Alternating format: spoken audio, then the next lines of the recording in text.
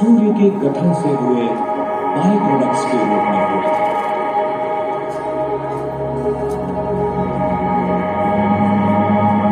वो सारी मैटर जो हमारी दुनिया को बनाती है, हम जो पानी पीते हैं उससे लेकर हम जो खाना खाते हैं वो, और जो कपड़े हम पहनते हैं, जिन घरों में हम रहते हैं वो, सब कुछ जिसमें हमारी सामग्री भी शामिल है।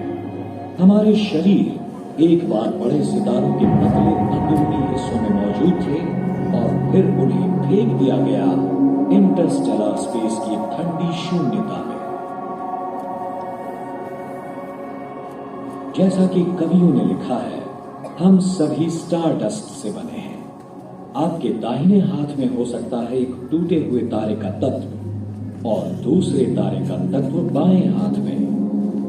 खगोल शास्त्री कार्ल सेगन ने कहा था, ये ब्रह्मांड हमारे भीतर है।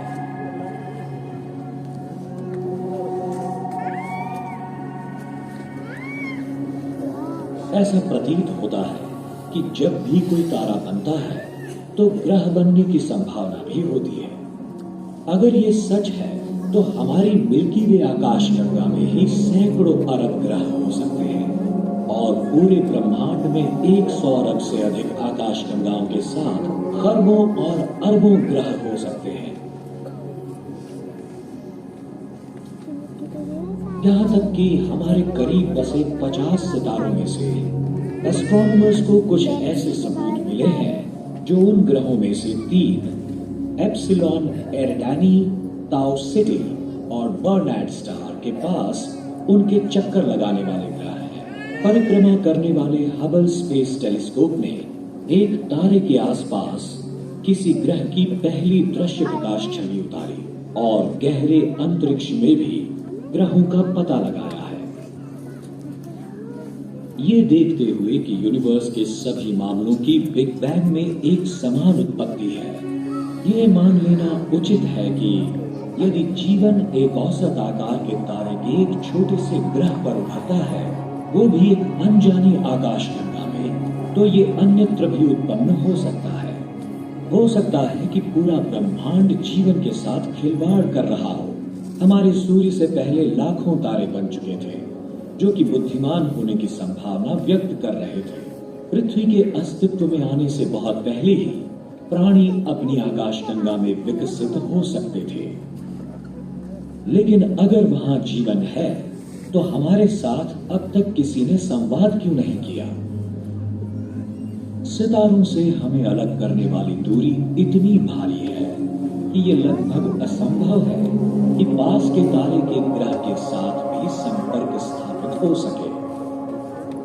अगर हम रेडियो सिग्नल भेजते हैं हमारे सबसे नजदीकी सितारे सीरियस तक, तो 8.5 साल तक वो सिग्नल वहां पहुंच ही नहीं पाएगा।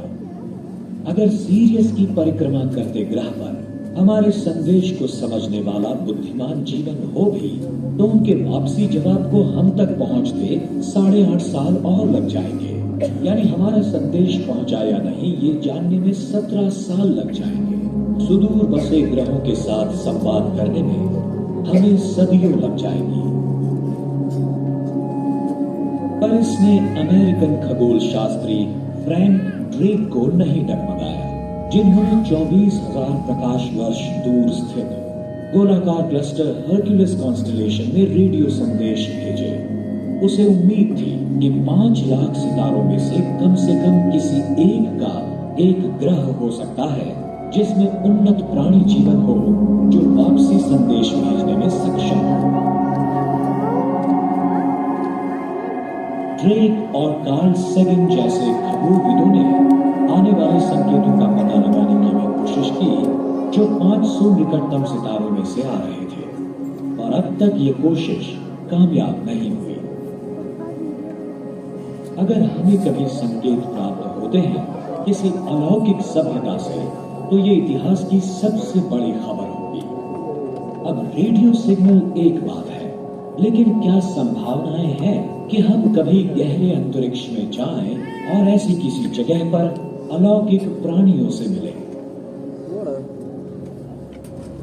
आधुनिक तकनीक के साथ एक अंतरिक्ष यान लगभग 50,000 किलोमीटर प्रति घंटे की यात्रा कर सकता है। अगर हम आज अपने सबसे करीबी स्टार अल्फा सेंटोरी के लिए यात्रा आरंभ करें, तो इसमें हमें लगभग 100,000 साल लग सकते हैं।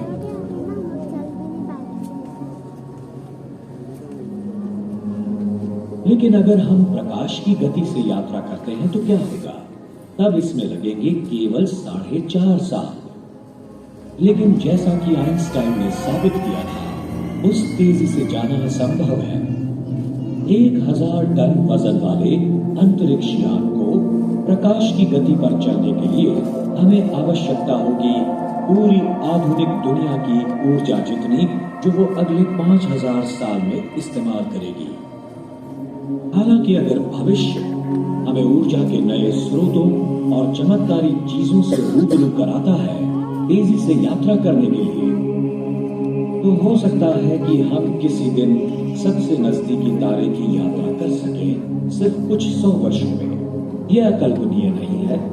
कौन कल्पना कर सकता था जब राइट बंधुओं ने पहली उड़ान भरी कि हम 80 से कम वर्षों में ही एक रीयूजेबल स्पेस शटल का निर्माण करेंगे।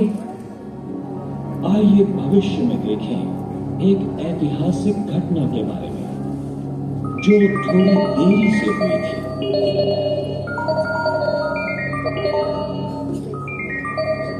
हमारा उपग्रह सौर ऊर्जा स्टेशन आज सुबह एक उल्कापिंड से टकरा गया था। माइक्रोवेव ट्रांसमीटर डैमेज हो गया था और हमारा रिपेयर स्टाफ वहां टेक्नीशियंस के साथ पहुंच गया है और उम्मीद है ट्रांसमीटर कुछ ही घंटों में चालू हो जाएगा।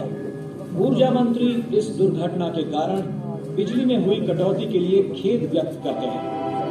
ऐसी देरी मामूली है और एक जबरदस्त अंतरिक्ष मिशन के लिए तैयारी जारी है। The Indian space port 1000 ton की स्टारशिप चंद्रगुप्त को लॉन्च कर रहा है, जिसका नाम एक प्राचीन भारतीय सम्राट के नाम से रखा गया है। इसका लक्ष्य है पृथ्वी से परे एक सभ्यता के साथ पहला सीधा संपर्क बनाना। एक ऐसी यात्रा जो 100 खरब किलोमीटर की दूरी तय करेगी। इसका ऐतिहासिक प्रसारण दुनिया भर में देखा जाएगा।